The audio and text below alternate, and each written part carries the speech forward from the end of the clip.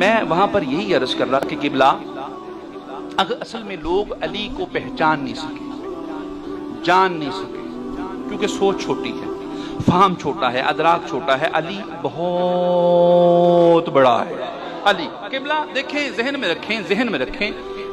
بعض اوقات میں آپ بھی سوچتے ہیں، میں بھی سوچتا ہوں، یار اتنی واضح حدیثیں، 6666 آیتیں، 300 کا عقیدہ کسی اور کا ہے، میرا نہیں۔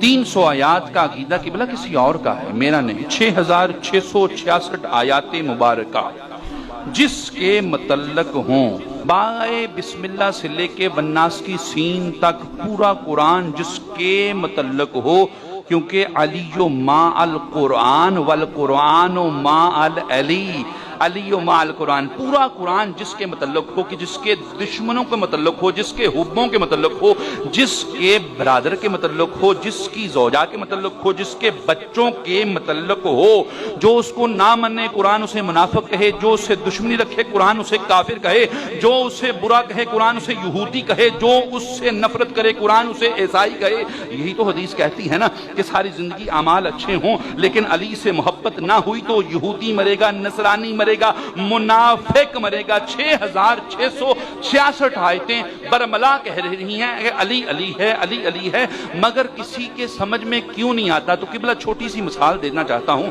اگر کسی کے سمجھ میں آئے ذہن میں رکھیں۔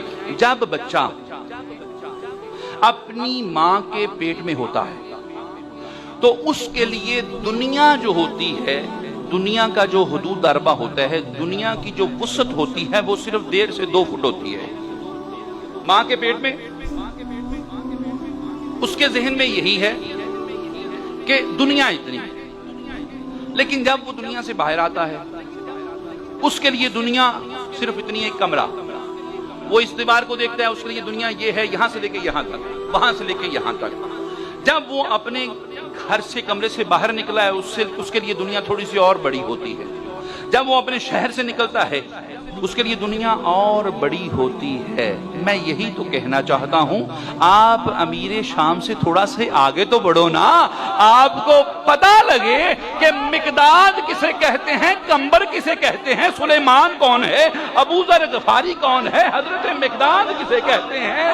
آپ تو ابھی اپنی ماں کے پیٹ میں ہی ہیں، ماں کے پیٹ سے باہر نکلے، پتہ لگے علی کسے کہتے ہیں، علی کسے کہتے ہیں۔ قبلہ میری بات نہیں، میری بات نہیں، حضرت بہلول دانا، بہلول دانا۔ اور قبلہ چھوٹے چھوٹے مزارات پہ جائیے، اچھی بات ہے، جانا چاہیے، ہر مزار، ہر صاحب مزار کو سلام ہے، لیکن کبھی بہلول دانا کے مزار کی نیت بھی تو کریں نا، پتہ لگے ولی کسے کہتے ہیں۔ بہلول دانا ہے، بہلول دانا ہے قبلہ بہلول دانا سمندر کے کنارے کھڑے ہیں اور ہاتھ میں ایک کوزہ ہے، دوسرے ہاتھ میں دوسرا کوزہ، ایک کوزہ ہاتھ میں پکڑا، کوزہ دوسرا بھرا اور پانی ادھر ڈالا، دوسرا کوزہ پھر بھرا، پھر پانی ڈالا، پانی ڈالتے جاتے ہیں، جتنا کوزہ تھا اس میں پانی پڑا، باقی کوزے سے نیچے گر رہا ہے، پھر کوزہ بڑا، پانی ڈالتے ہیں، دوسرا پھر پانی نیچے گر رہا ہے، پانی ڈالتے جاتے ہیں، نیچے گرتا جاتا ہے۔